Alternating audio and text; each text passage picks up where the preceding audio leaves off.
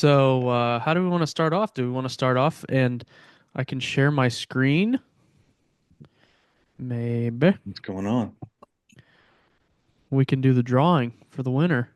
Oh, okay. Spinderella. And is it one winner wins all? Yeah. Yeah, I want to make sure that someone asked me, is it do we win everything or is one person wins one thing? And I was like, no, I'm pretty sure No, it's it's winner. it's It's winner take all. it's a grand prize.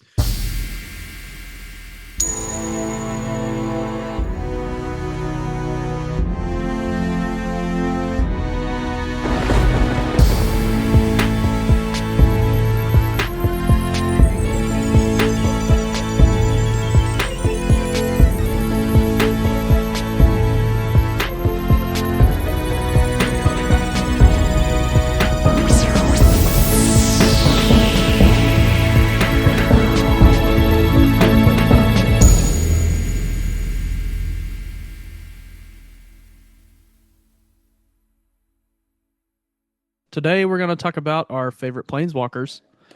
And we were holding a contest in our last episode in the comment section. So we were having you comment your favorite planeswalker, and then we needed you to subscribe to our YouTube channel. And we had a handful of people do that. So we're going to start off this episode. Boom. Share. Can everybody see it? Yeah. Yeah. Yeah. Okay. Here we go. Click to spin. All right. Who's going to get it? Here we go. Ready? We've got Bill Tones, William Weldon, Stephen Case, Light Screen, Repo Man, Quicksilver, Chase Hickman, Mr. Vampire, and Mr. Joshy Washy. Josh, that isn't you, is it? Oh no. Okay, great. That'd be fun. All right, here we go. Let's see who wins. We're just doing one click, winner takes all. We're not doing an elimination. That takes too long. So here we go. Let's see who's got it. We're spinning, we're spinning, we're spinning, and the winner is William Weldon, 3292. We have a winner.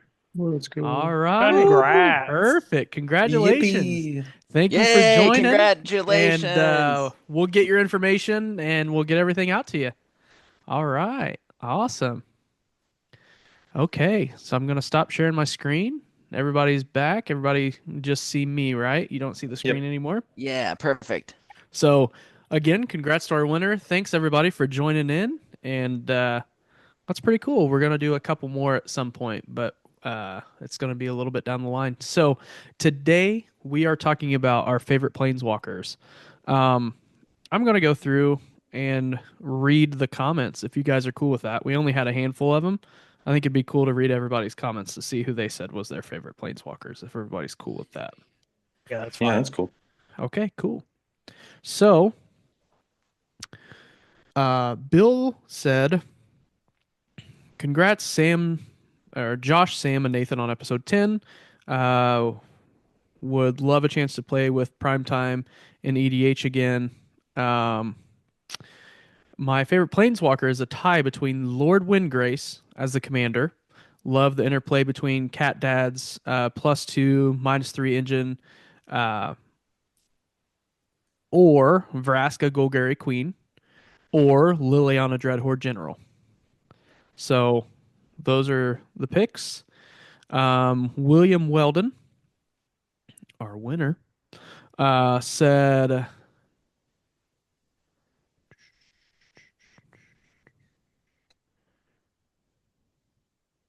a Johnny was his favorite planeswalker. He was kind of saying commanders and then said a Johnny was his favorite planeswalker. Stephen Case, I'd have to say Jace. His character is always awesome to me. That's a good pick.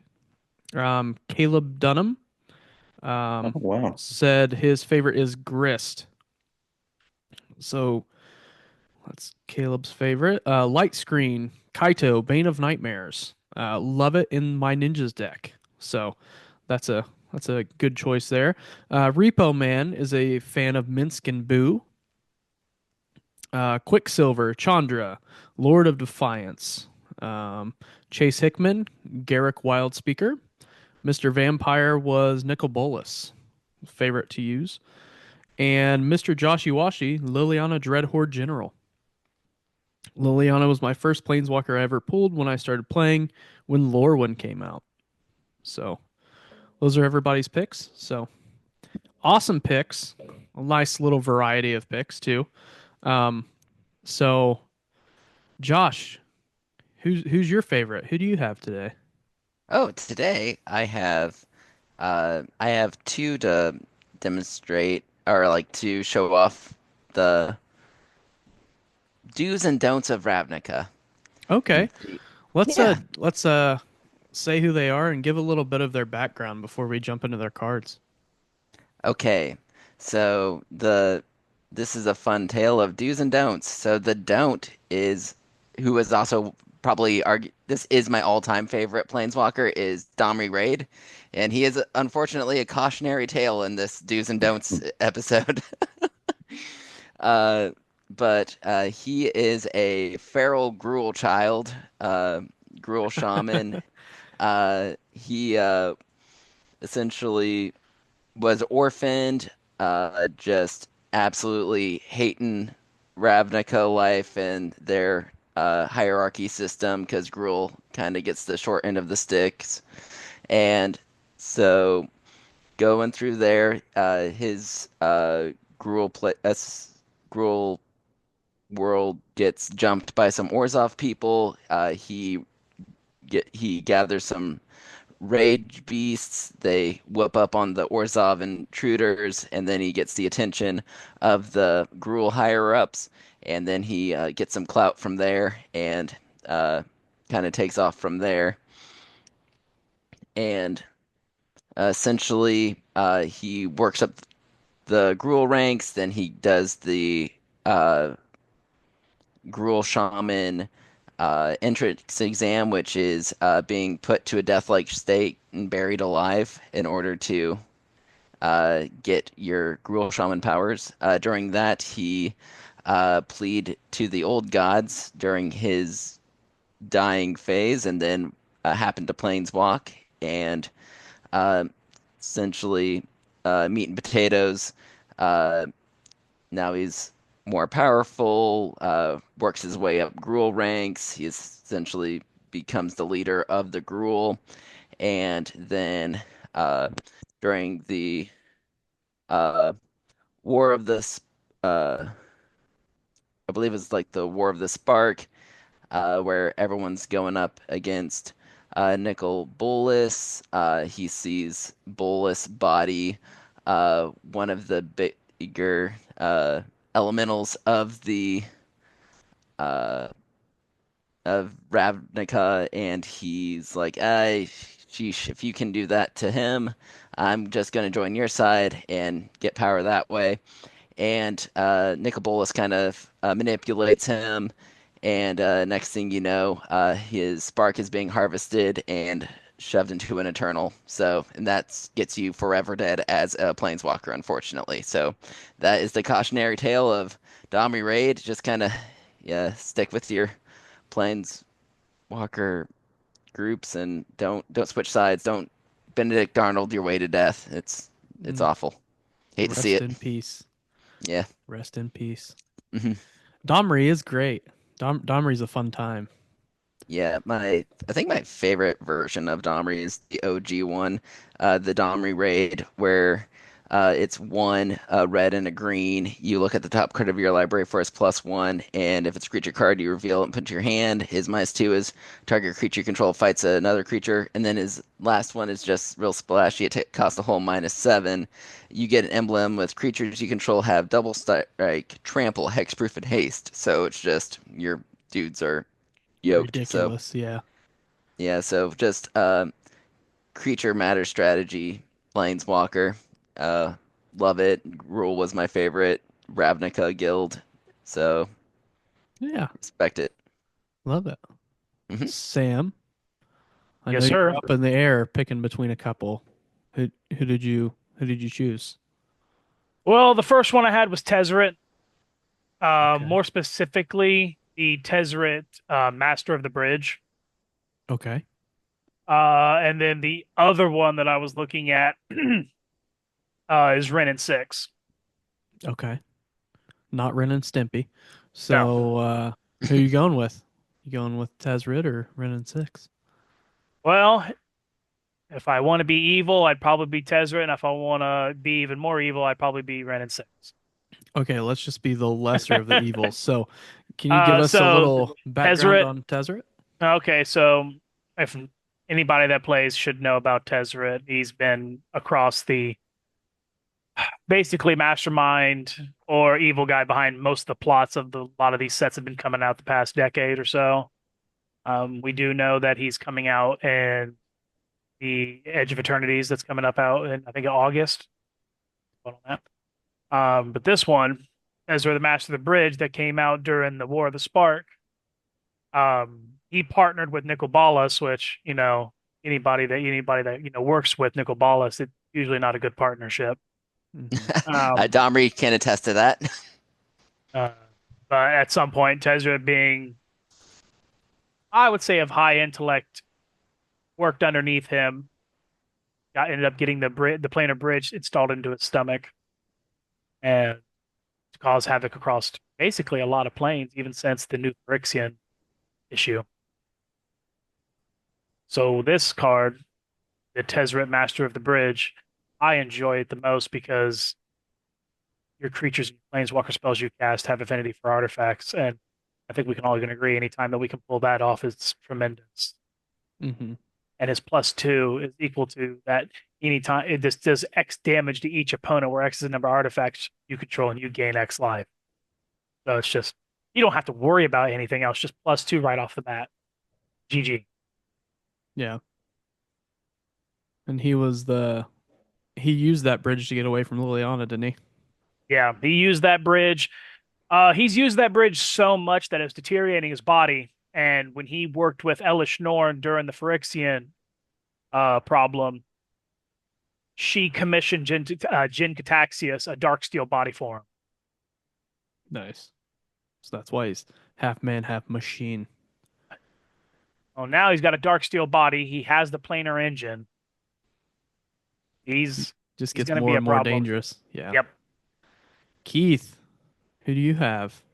I chose Jace, Jace. All right. telepath and famous tortured soul. So he didn't start out in Ravnica, but he's heavily tied there.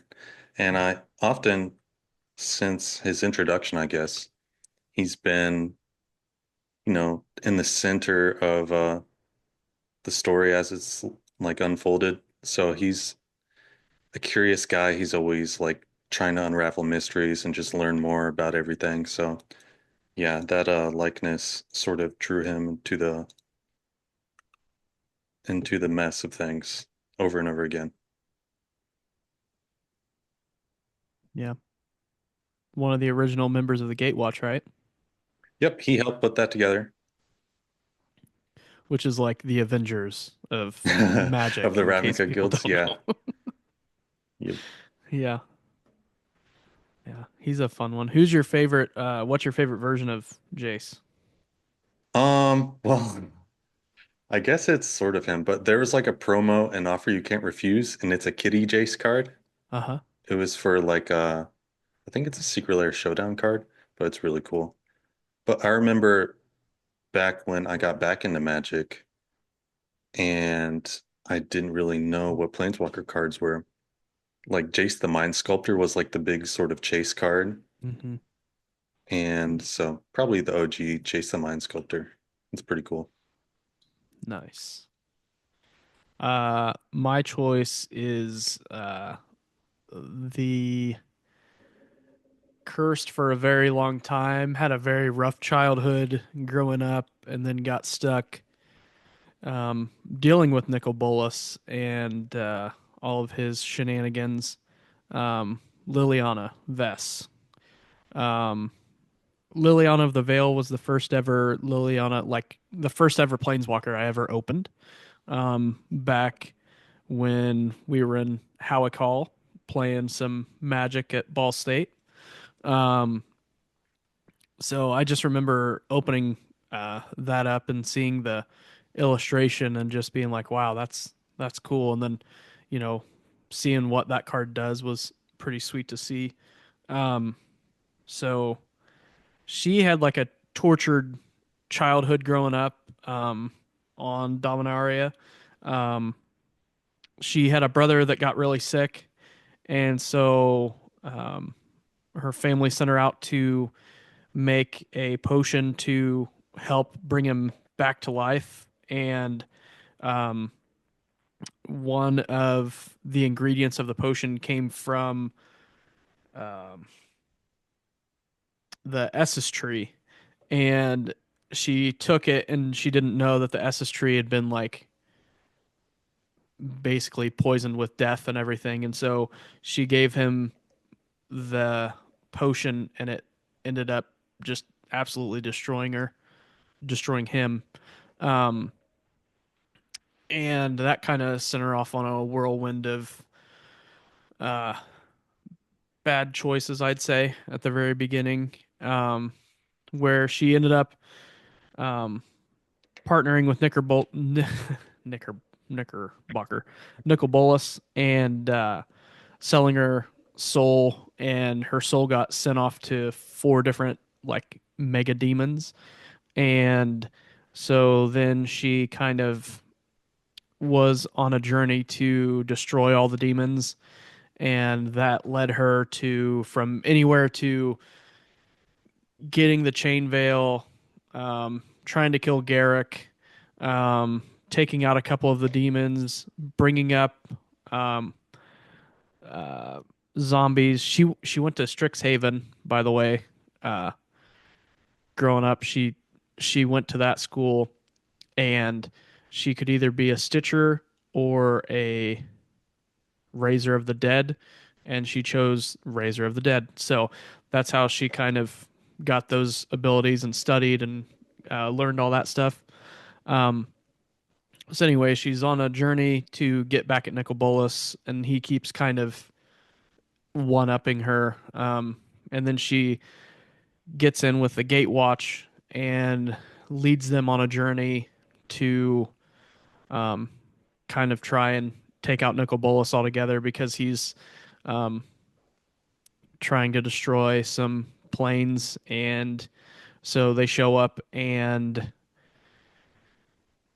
basically Nicol Bolas just destroys everybody, and he's getting ready to destroy her, and Gideon like sacrifices himself. And so she kind of takes that really hard and uh, goes back to Strixhaven and uh, becomes Professor Onyx, and people don't really know who she is. And she spends all of her time when she's not teaching, learning about ways that she could possibly bring Gideon back. Um, and then there's a group of uh, not so great people that try to get into Strixhaven, and she tries to warn all the professors about it and everybody else, all the staff about it, all of the elder dragons that help run the school, and nobody believes her. And then it gets overtaken, and then she helps to, um, she kind of tries to help stop it, and she gets sent away to another plane. And then when she comes back, everybody's like, "I'm so sorry that we didn't believe you," and she's like, "It's okay." And she's kind of moved on and settled down, and um, she's back to being Liliana, um, and just kind of staying there and leaving behind her ways of going and doing things for the bad, and just kind of relaxing more and doing that kind of stuff. So You've done that's your her story. homework. Yeah. Did you know? Do you know who the main bad guy in Strixhaven was for her? No, I not The off the top of Raven my head. Man. The Raven Man's like been with her through her entire life, so he's not like the main bad guy for just for Strixhaven. Raven Man is actually Limdul the Necromancer. Oh, that's cool. Yeah, There's a possible chance we'll see him again at some point. nice. Yeah, he's been around. He pops up over and over and over Mhm. and over again in her story. So, um, Yeah. There's a little bit of an irony to bringing back the necromancer, Yeah. you know. Hmm. Well, Yeah. There's been quite a few different things in her life that have gone away, and she's found a way to bring them back. So he keeps showing up every time something bad happens to her, and it's just like, oh, you again? That's cool. Like It's, most of the time, he's trying to be the nice guy, or acts like he's trying to be the nice guy, and then she's. I think she's kind of learned that he's not the greatest, but and to anybody who likes Liliana and wants to know more about her lore, if you look at her cards, anytime she's got the etching all over her skin, that is the contract that was signed off to those demons. So anytime that you see her cards, you don't see that, you know she didn't have those powers. yep, yep. So, Josh, who's your other planeswalker that you wanted to talk about? yes, so the foil to Domri, I think, is Ral Zarek. Even though they don't interact that much, I feel like just they were both from Ravnica, but Ral Zarek played everything correctly, where Domri did not. And so they had not too dissimilar upbringings. Ral started out as a almost orphaned. His mom got mangled in a machine, and then his dad was a drunk. So the not supportive. Uh, well, his after he lost his mom, didn't really have a supportive parent figure. Then, uh, essentially, he's a rain mage at first. Studies up, gets to essentially. Uh, well, he studies up. Gets makes a deal with Nicol Bolas. Um, and which is never a good start, but uh, he starts like enterprising. He's a rain mage. His first relationships with a poet named Elias, and things are going well. And then uh, he's doing secret missions for Bolus, and then he gets stabbed on those secret missions, and then he comes home to see Elias in the arms of another man, and then he's like shocked, and he planeswalks from there. But then, and essentially, going from plane to plane, he will like make alliances, and then backstabs a lot early on. He like every time he jumps a plane, I think he does kind of like backstab someone and gets a little more power, learns a bunch, backstab someone, gets a lot more power, learns a bunch, and and essentially he's a planeswalker. He comes back to uh, Ravnica eventually, and he doesn't reveal that he is a planeswalker to Niv Mizzet. So this is the thing: if you are being bossed around by a dragon, keep some cards in your hand. Domri did not keep cards in his hand. Ral did. And that makes all the difference in if you're going to have your spark stuffed into a mummy or not. It really does. So essentially, it's just how you navigate your dragons, and that's my lessons to anyone who wants to be a planeswalker out there. Uh, just uh, his his story is way too long. I could take up the whole extra hour talking about. I just mostly wanted to bring up how to be a planeswalker, and essentially, it's not letting the dragons in your life control you, and that's what I want everyone to walk away from with. Perfect. Sam, tell us a little bit about Ren and Six. All right, well, the story version will go from start to finish. It's not that long. Ren and Six being a dryad was merged at the time that we see her was merged with a tree called Six, Treefold. Um, at some point, that tree ended up not surviving, and she had to kind of like quickly merge with another one, and that's when we got Ren and Seven. Personally, I thought that was a cop out for a name, but whatever. Um, Wait till you hear about Rin and 8. yeah. Well, and then 25. uh when it was found out that what was going on with the World Tree and what the Phyrexian was doing, she agreed to merge with Realmbreaker and burn it to its core. And so, as far as we know, she's not alive right now. So we'll see how that goes. Being a Dryad, and she had an acorn planted on Talfir, which is the plane where um, I think Teferi had something to do with. Can't remember. But the card that the original version, Ren and Six, I think that's her most powerful, just because the fact that she can return lands to your hand so easily. Right. I'd like to see her come back, um, just because I do think she still has a spark. I do see her coming back. I don't know how she'll survive because she needs to be tethered to a plant. So I think they're absolutely gonna baby Groot her, aren't they? Oh, probably. Keith, So, Uh, when it comes to putting a planeswalker in your commander deck, how do you know who to use? How do you know if it's worth it? Um,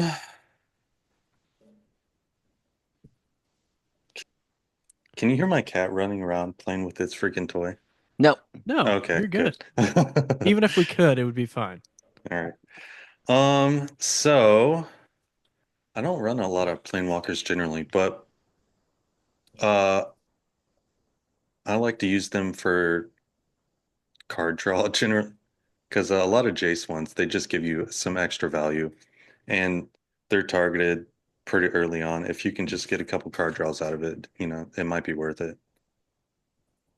I mean, it's nice to get an ultimate off every so often, but that's kind of hard unless you're like really creature focused and can protect them on your board. Yeah, that or there's like a bigger threat at the table, so people are more worried about something else. Yeah, I definitely need to think about that more because they keep pumping out some cool planeswalkers and they're getting stronger and stronger. So need to start slotting them in. Yeah. Yeah. Josh, how do you feel about planeswalkers in your deck?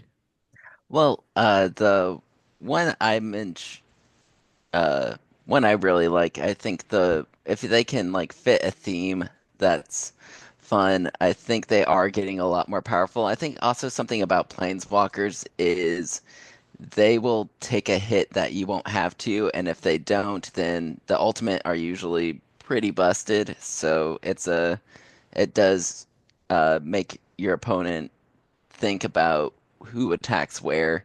So Mhm. that's nice. But generally, as long as they fit the theme of the deck well, like the no-brainer one I'm gonna say is Rel Crackling Wit is in my Otters deck because on the +1 it makes another Otter. On the -3 I draw 3, discard 2, and then the ultimate is draw 3 and you get an emblem with casts whenever you cast it or like instant sorceries you cast have Storm, which is absolutely ridiculous. And then Mhm. also the newer Planeswalkers, as Keith was mentioning, the newer Planeswalkers are a lot more viable because his passive is whenever you cast a non-creature spell, you put a loyalty counter on Rel Crackling Wit. So the OG Planeswalkers, they did not tend to have any sort of passive abilities to them. You just kind of throw them out, and it almost felt like they were sagas almost because you uh, that would get removed to combat damage. So it's kind of like but now I feel like have a lot more viability. Uh the ones that came out in Tarkir are absolutely busted and awesome. So Hmm. as long as they keep kind of going in that trajectory, I think planeswalkers are going to be uh you're going to see a lot more of them being used. Sam, how do you feel about them? uh, I teeter on. It all depends on how well they can like be like the separate player of a deck, like not only being able to pump out something that will synergize well. I look at it as an extension of another person trying to be able to control the board. Like I know people are going to hate me for this, but Ugin, should get the right one so I don't butcher it. Ugin the Spirit Dragon. It fits perfectly in an Eldrazi deck, just because it's got -X that can, exile each permanent with converted mana cost X or less that's one or more colors.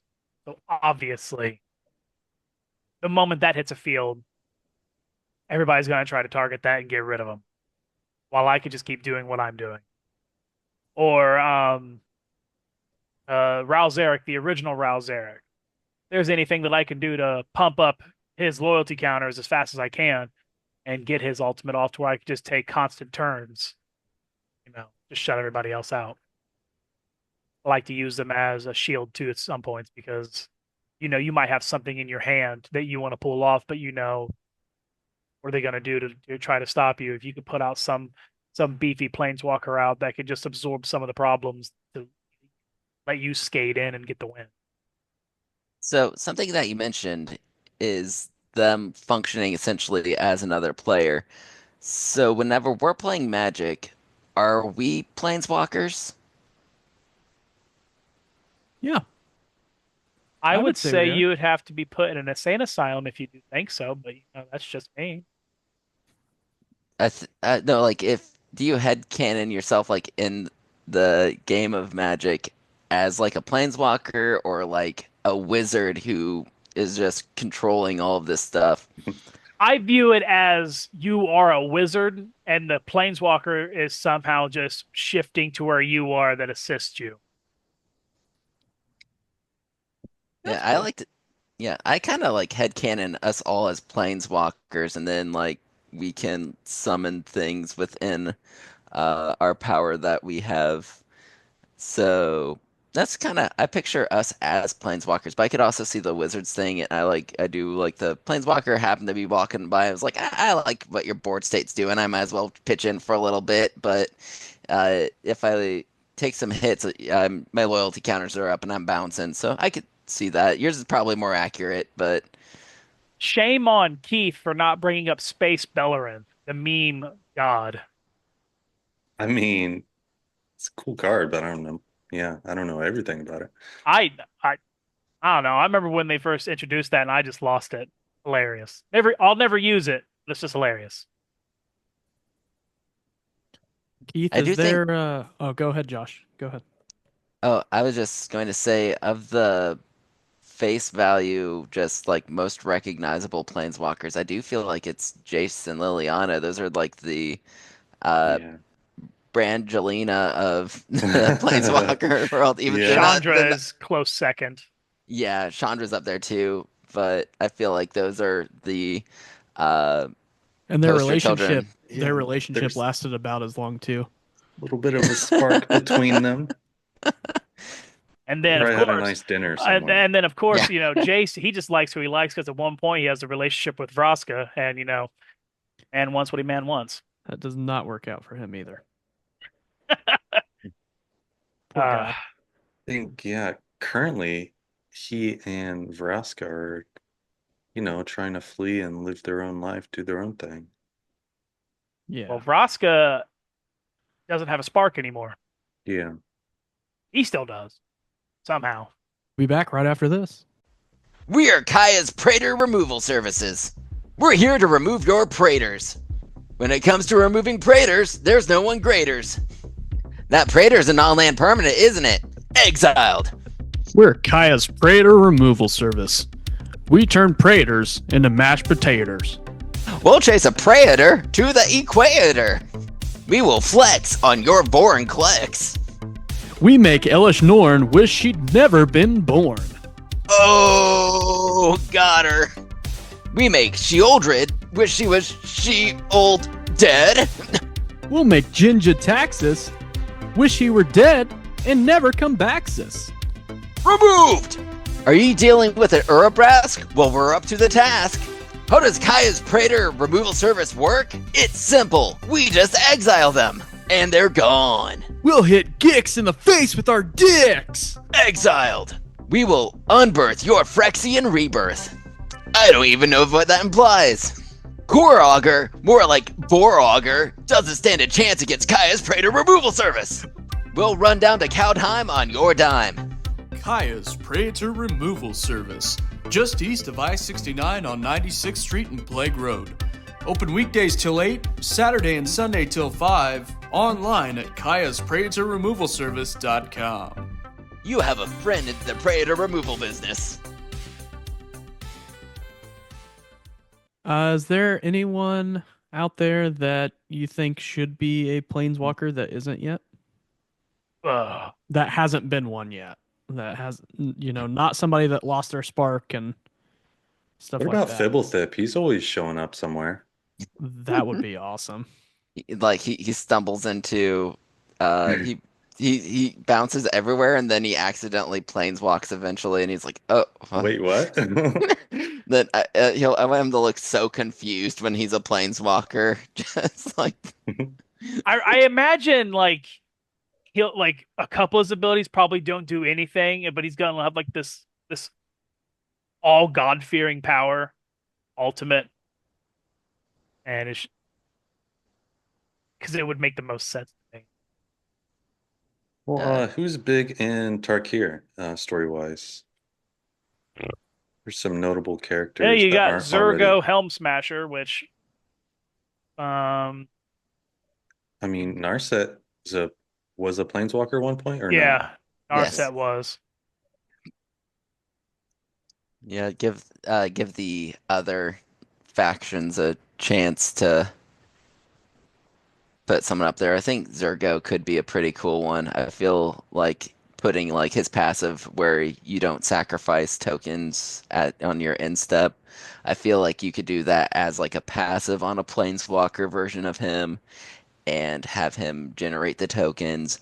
Heck, make his ultimate just like an even nastier like impact trimmers or something like He that. would clearly be like he would have Gruul beatdown tactics, even though he has no green. Like I feel like that's just perfect at what he does. The man, it's just like I was walking along Zergo was walking along the beach and he thought Domri was behind him and he looked behind and there were only footprints.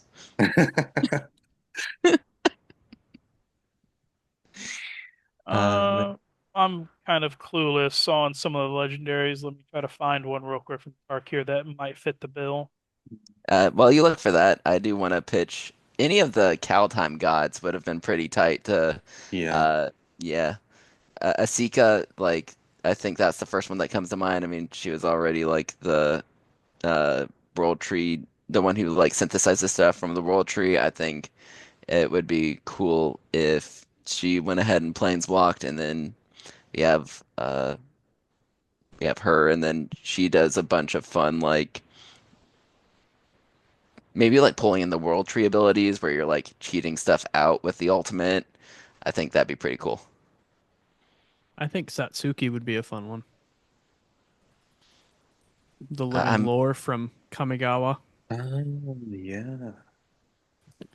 Like any legendary creature that has like 3 paragraphs in their text box, I feel like that's pretty much making them a planeswalker. But Like a faux planeswalker. yeah, but Satsuki says you can tap, put a lore counter on each saga you control, activate only as a sorcery. When Satsuki the Living Lord dies, choose up to 1. Return target saga or enchantment creature you control to its owner's hand.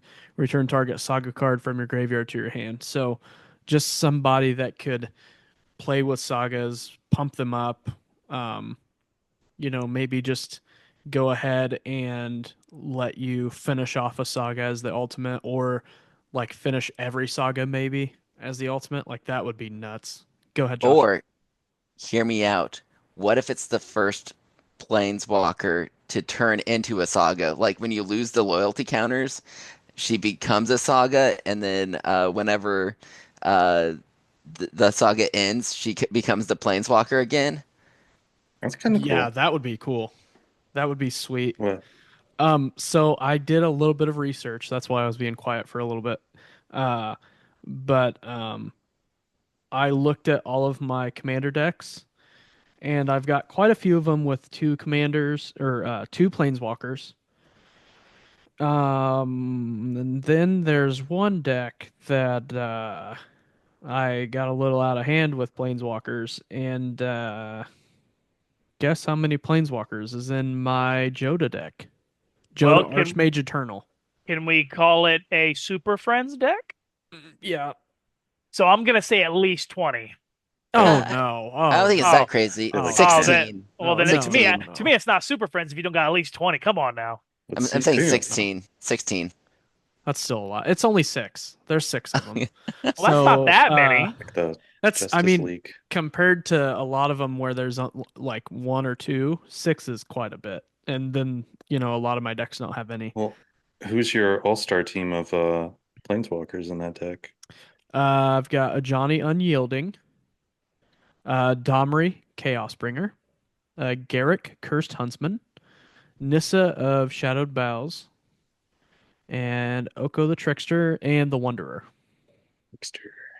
Yep. So, Uh, are there any fun facts from our any of the planeswalkers that we featured that you guys wanted to drop but didn't quite fit neatly in their story? Oh, well, I guess I have a little quick one for Jace. Back when all the Planeswalkers were being completed, um, Jace's will was so strong. He's just like, nope, not me. I'm built different. And he sort of maintained control of his own sort of body. I mean, I think he still underwent like the completion, but he's like, nope, I'm still in here, and sort of turned it around. He is also the only being, I'm pretty sure, in the multiverse that peer into the mind of Imracruel and live to tell the tale. Oh yeah, well, I think that made him go crazy for a while. Oh, well, I mean, Like actually y- broke his you mind. you could I could see why he would date a Gorgon after that. Like a recovery Gorgon relationship. Oh So, man. you know what? Maybe it's not so bad. Can I share a little cute one for Ral? Yeah. Okay, so Ral is married. His husband is Tomek Vrona, who is of the Orzhov uh, guild, and who's like Tasa's right-hand man. And uh, Ral, he has a little white piece of Tomek's robe that he has on his wrist, and then Tomek has a red piece of Ral's robe that he keeps on his wrist. So it's like a nice little like I don't know, like pseudo wedding ring sort of thing. So it's just kind of cute. It's a fun little lore fact. about Liliana, and I've chuckled at this, that Nicol Bolas and his all scheming ways, what was he thinking sending a zombie army at the one person who controls zombies? Man, Big brain. my cotton candy men can defeat this waterfall, no problem. I don't think it was him that did it. I know I'm pretty sure it was like one of the Eternals that did it. But you would think to not send a dread horde at the one person who could just be like, fine. and now I'm the Dreadhorde General. But Yeah. also, there were points where Liliana like lost her abilities and everything and couldn't really do anything. So, and then magically they came back. So maybe that's what they were thinking. Like maybe this is the Wednesday where she's not going to be able to do anything. So we'll take her out today. And then they're like, shoot, that was next Wednesday. So, something else I think is interesting with these Planeswalker backstories is just the traumatic childhoods. Very few Planeswalkers were like, yeah, I had a loving mother and father and a great childhood, and everything was good, and then I studied really hard and ate my vegetables, and now I'm a Planeswalker. And for some whatever reason, they just don't seem to happen like that. And it was either become a planeswalker or be a stand-up comedian. And I guess there just isn't a Laugh Factory or a comedy store anywhere on any of these planes, and they just chose planeswalker. But they still have a great Type 5, though. You should hear them sometime. Well, they kind of have. I I kind of thought of this. It's almost like they're mutants in a sense, because to be a planeswalker, to get that spark started, you have to have like either something very highly trauma happening to you, or Mhm. you have to be in a very stressful environment. So That's very true. So do you think Matilda would be a planeswalker? Just from her, I I'm just throwing this out here. So Matilda, if you don't know about her, um, she is a little girl that loved to read books, had a horrible childhood where the parents didn't take care of her, didn't want her, basically kind of like how Harry Potter grew up. Um, and then she loves reading books. She learned how to read books when she was very, very little. And one day, Miss Honey comes and invites her to school. And so she decides to go to school. And then Miss Trunchbull, the principal, she's just an evil person. And Matilda finds out that she has little mind powers and can control things. And I don't want to ruin the whole entire movie for you, but I think if we're talking about Old move. finding out that you have superpowers and being in stressful situations makes you a planeswalker, then I'm going to go ahead and say that Matilda should be a planeswalker. If we're gonna go Actually, off that, I think Courage, the cowardly dog, should be a oh, planeswalker. absolutely. Duskmorn all the way. Courage is Duskmorn. Oh yeah, Courage the Wary. Keith, who is your non-magic character that you think would be a wonderful planeswalker because of their terrible upbringing? Um, on the spot, I'm not sure at the moment. I'm trying to. Josh, do you have one while Keith thinks? Yep, the one guy from SpongeBob where every morning he breaks his legs and every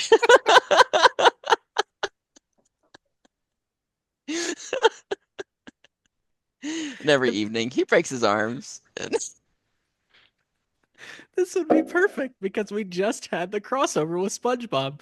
Okay, so we've got the Planeswalker for SpongeBob. All Yeah. right, Keith, you had 20 minutes. Oh, oh God. I'm just kidding. It was Cartoons, like two movies. seconds. Yeah, I know.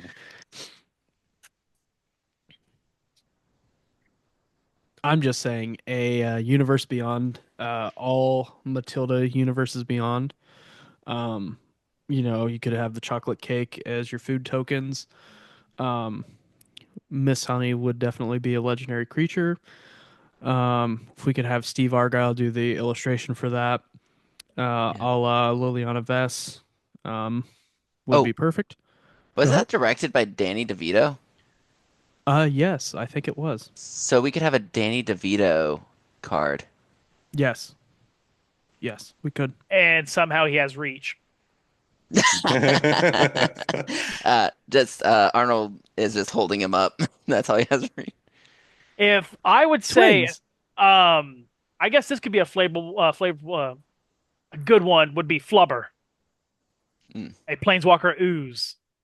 Ooh, that would be fun. Ooh, that would be cool. Somehow his ability is that anytime he hits somebody, I don't know, maybe speeds up or something. Like a slurk all ingesting, Yeah. but Like, Flubber. yeah, like he starts with like haste and then he gets super haste. Or he could get multiple combats for every time he hits somebody. Yeah. Or he does like the Captain America shield or that whatever that Mm. mechanic is where he like does damage to like Yeah. Because, multiple things. Every Flubber time he was put hits, through he all bounces those back to your tests. hand. Yeah, and because, when he was created, that professor just put him through all sorts of evil test. Well, I wouldn't say evil, but stress tests constantly. You would think that that creature was suffering at some point. There Yeah, is? absolutely. I want to see the Uh, original Flubber movie. Has anybody seen the original Flubber movie? Yeah. Oh, we talking about not the Robin Williams one, the other one? Yeah, the original one. The Robin Williams one is not the original one. Oh, I well, did I not say know that. original because that was when I was a kid, so it's original to me. Yeah. I think I came up with one. All right. Let's Who do you hear it. have? And we Yeah. want to hear. We need Oh backstory. God. Okay. We can't just say a name. We need to know why. Oh, well, little bit of a deep cut now because never really shows up in media anymore, but probably the Hamburglar. Okay. Just All bouncing right. around to different planes trying to get the most delicious sandwiches, I guess. So we know he was arrested at some point because that's the outfit he's got. Uh-huh. Yes, he's just And yeah, I guess that could be some deep, deep lore. Wait, is he from Ravnica, like around the Rabble belt? where Uh, would the where I would think he he's clearly belong? from like Mickey D's realm. Probably The I missed your the joke. plains What of was Golden Arches. No, there's uh a they so if you did you guys ever get the movies from McDonald's when you could buy movies and it was like the animated McDonald's movies? No, I know of them, but I never got one. They're all on YouTube, I think, like the full versions, but there's an entire planet where all of them live, like No. Ronald, Birdie, Grimace, Hamburglar. So it'd definitely be like that would be their plane, but I can't remember what the name of it is. so like plain without pickles, ketchup, Yeah, mustard. it's just no toppings at all. He yearns for the burger. Fiend for the bee. He's a fiend for the bee. Um, okay. If you could despark a current planeswalker, who would you despark and why? Well, Ooh. I'm gonna abstain from this because after seeing the pain my boy Domri went through, I couldn't see it happen to another soul. Um, So, there's no abstaining in this forum. oh, uh-oh. Yeah, we only deal in absolutes. Are we Sith? Yep. Yeah. May the fifth be with you. Okay. It should Uh, probably be like Tezzeret. That would like It's solve like half the Revenge of the problems. Fifth. Come on now. That would okay. solve most of the problems of like the current timeline, whatever. I would only want if we could despark somebody and like fill that gap. Man, it's a toughie. I would like to see Jace gone just because got to end that story somehow. Um, do we know if Ashiok is still a planeswalker? Well, Jace was disguised as her. I thought maybe she was dead. I'm not sure. Well, the only thing I do know is it was the only Ashiok thing. has an uncertain status if they're alive at this time. Well, yeah, because that was the only like that was one of the few beings that Elish Norn could not deal with because you can't really torment a nightmare. Like, so I would say I've had bad dealings with each version of Ashiok, so I'd like to see that officially confirmed to be desparked somehow. You should just take like a Benadryl before bed and fight him yourself. Uh, so okay, I think I have my choice if I did have to despark one, and it would be absolutely pretty realm altering, but I'd say Ugin. That was my choice too. That Yeah, was that my sounds like a choice good one. just because of how big of a dick he is in every single card. It's like if you see Ugin and it's not your Ugin, you're gonna be real sad real fast. But He's Ugin is the just side of good. Uh, not when It's you're like playing against him. He's not. Ugin is like technology. He's not intrinsically good or evil. It's just how he's used. uh, he's only used for evil though. He Yeah, is. I haven't seen a single person play an Ugin and be like, you know what? This is a fun deck. Everybody's gonna have fun, and here's an Ugin, so we can all have fun. No, and it's it's fun because here's there's only Ugin, and three I'm of gonna. them. No, these hemorrhoids fight for justice. I'm pretty sure he's the original guy who like locked up the Eldrazi too. Just Yeah, no, saying. uh he's goody goody who gets grosser and grosser with every iteration of card he gets. He has to be stopped. And then we get a bunch of nasty demons or whatever in his wake. So we can only win by him being desparked. And well, see, that's the thing. They claim that Ugin is like this. You've got Nicol Bolas that's like the pure evil, and you got Ugin that's purely nice. So why is it that he pairs with Eldrazi so perfectly? Like, Oh, why? or I don't. El They have to think about that. Like, oh well, it's because there's colorless spells. Okay, then why does everybody just keep using Eldrazi's? yeah, so Yeah. that they should maybe make a story note of that. Was Ugin maybe not so good after all, or he's like using the Eldrazi to influence things subtly? I don't know. Or maybe the Eldrazi have influenced him. Ooh, that's They're probably like more it. they're like inside of him because I Or feel this like they can do that too. they can go an old '90s trope and like somehow Ugin and Nicol Bolas was switched at birth, and somehow Nicol Bolas was actually the good guy all along. He just didn't do it the right way. Nicobolus rips off his evil mustache. He's like, "I'm actually the good twin." Oh man. I mean, I think Urza's still around, and he's done all terrible stuff. Why don't we despark him? It's he He started almost all these problems. Urza's a plane. So Urza's a planeswalker still. I think so. Yeah, I think despark Urza. Ugin can stay. Urza needs to go. I am Sam. You've convinced me. True. Uh, Based in true. yes. Okay. Ugin's now homie. Urza needs to get bodied. Yes. Yeah, we've only ever had one version of him, and you have to meld to get him. But in all storylines, it's like he has just messed up everything. He's destroyed a whole plane before because he's like, "Oh, my creations are awful." Bleh. Mm. But yeah, did Urza like essentially nuke the dinosaurs? Like, I think Urza's dead. oh, Sam's gone dark. Because That's Mhm. because the picture that I brought up. I'm looking at the MTG wiki and it says Urza was. Did the Transformers help? I don't know. Urza and Gerard died in the activation of. Urza and Yawgmoth perished together. Yeah, so I'll read this from the MTG wiki real quick. Enraged by the escape of his new champion Gerard, Yawgmoth entered Dominaria himself. Forsaking subtly, he transformed himself into a massive black plague cloud and began to smother the defending world.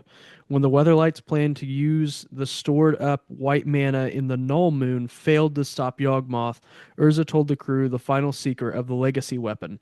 To fire the weapon, they had to combine the various pieces they had gathered in their journey, along with the two stones within Urza's head. Karn's body, and Gerard's life. Urza and Gerard died in the activation, but the weapon successfully destroyed Yawgmoth. Karn, now infused with Urza's spark and the power unleashed by the legacy weapon, took up his former master's staff and soon left Dominaria. So, Last time I heard, he put his life source in the two gemstones. yeah, Karn is gone too. But you keep going We, dark, Sam, so you might yeah, want to fix that it's because you're going to keep Oh, showing up and just be yeah. darkness. I'll just change that. Yeah, I that good.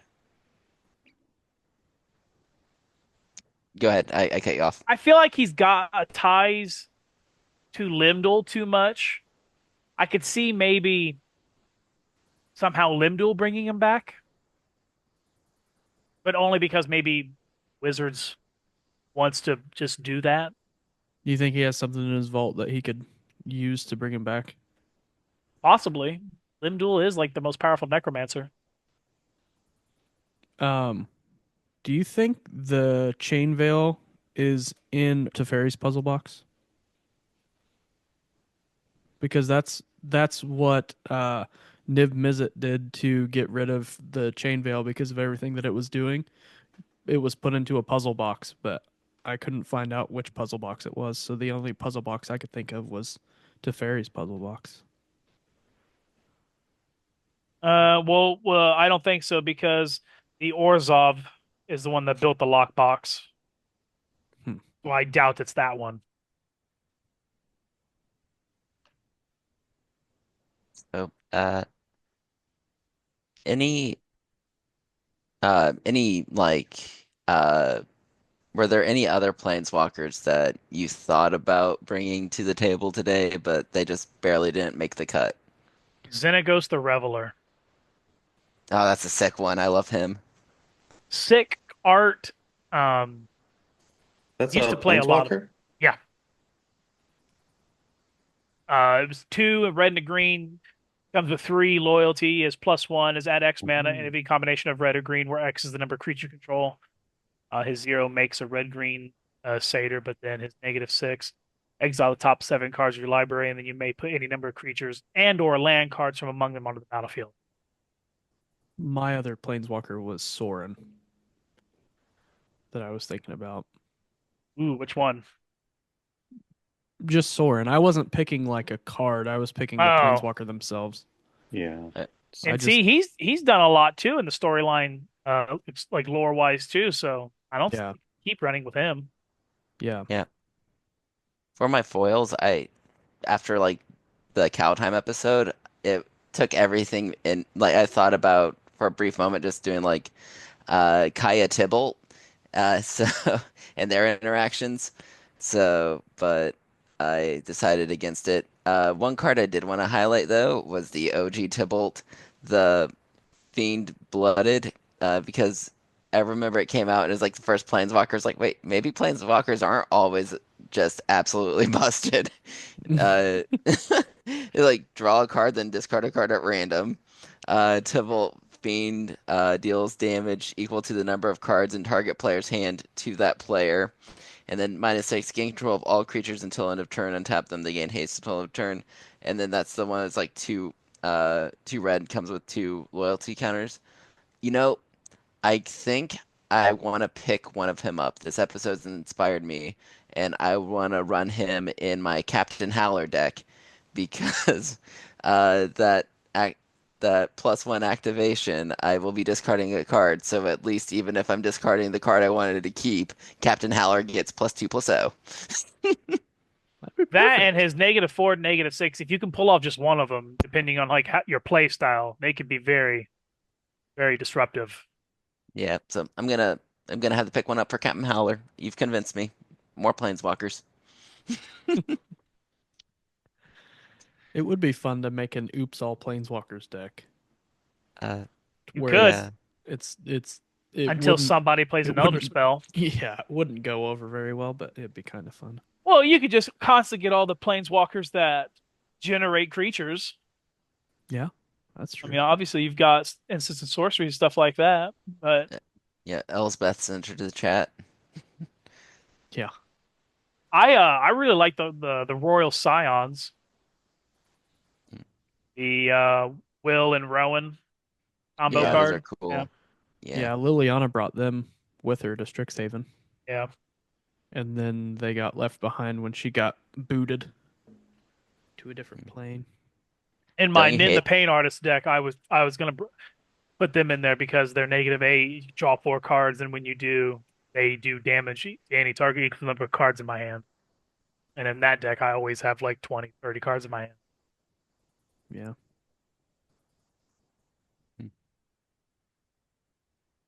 Any honorable mentions for you, Keith? Um, I see there's a few from like the D&D set. Like, what are those planeswalkers up to? Don't know anything about I don't those. think they're really, how Like do I true say this? planeswalkers with like, I don't know if they're canon in a sense, like we don't know if they go to the other realms. I think they just made it because they are powerful creatures within the D&D realm, like hmm, Mordenkainen and all that. yeah, and there's Azariel. As Mordenkainen would like travel the planes in D&D for monsters. Yeah. Do you think they're gonna do universes beyond planeswalkers eventually? I feel like that's too much. Oh, Oh, that's beyond them. Yeah. Yeah, I don't know. Yep. It'd be fun to see.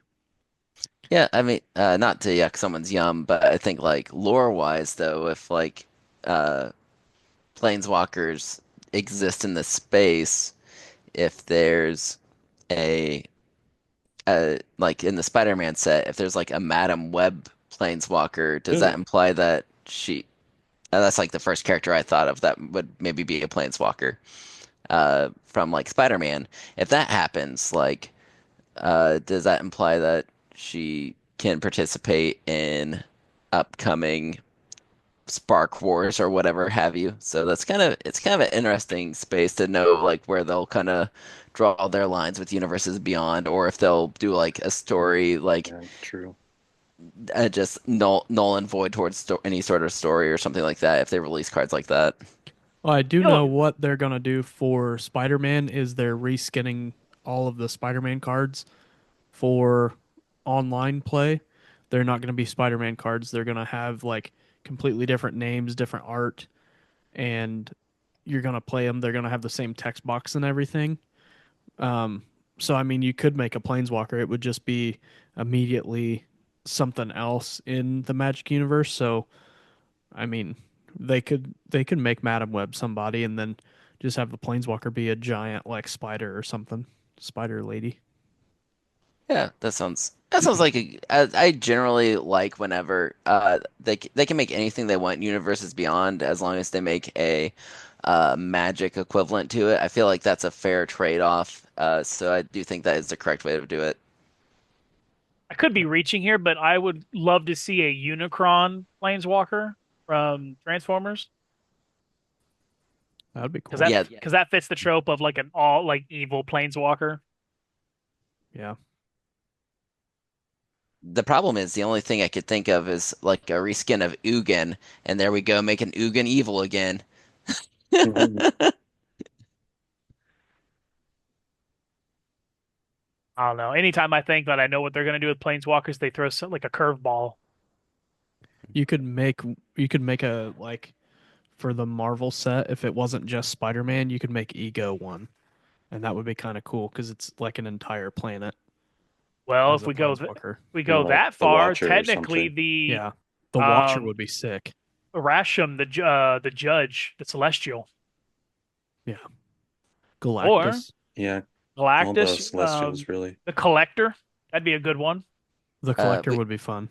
oh, and we know we're getting Avatar: The Last Airbender, so like Avatar and all the different avatars, they've all been in different planes at different times, so Or they for would make any sense. true Marvel comic fans, a Nihilist would be a good one. Even for fake Marvel fans, it'd be a good one. Yeah, just Marvel fans that wear T-shirts with Marvel characters on them. Yeah. Well, I figured I said a Nihilist and nobody here is like perked their head up or anything, but he was a big bad guy that like that lives in a different dimension and stuff like that. I feel like he could be a Planeswalker Yeah, I to an think extent. any like Doctor Strange would be one. Like Oh yeah. anybody that could like jump from place to place or timeline to timeline would be one. Like Loki would be one. Like Loki's Oh, that already Tybalt, but I was gonna Yeah. like draw And Valky. parallels between like Marvel yeah, characters, and I was gonna say Doctor Strange is like sort of like Jace, except he's not really telepathic, so but everything else lines up. yeah. Mhm. That's Uh, but that I think with speculation, does this episode resolve? Yeah, I think this episode yeah, I think resolves. so. This is a It solid one. resolves. Yeah, perfect. I think the episode resolves, so I guess we'll see you guys next week. Yeah. Bye. Later. Yeah. Thanks for tuning in to this week's episode of Hexproof from Ward. If you like what you heard, you can continue to listen to us on Spotify and Apple Podcasts. You can watch us on YouTube. You can also give us a follow on Instagram and Blue Sky. We'll see you next week.